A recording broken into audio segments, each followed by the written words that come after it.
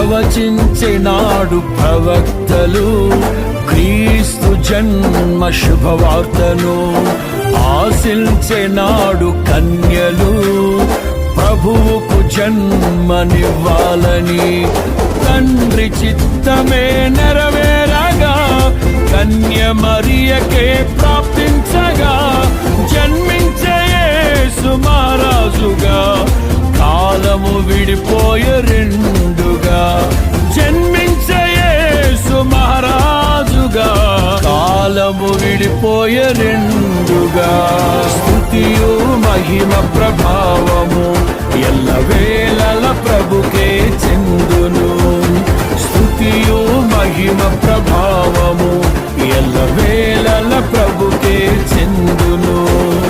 రక్షకుని జన్మస్థలమా యూదయ బెత్లెహేమా, ఆరాధనలకు ఆరంభమా హృదయార్పణలకు నివాసమా.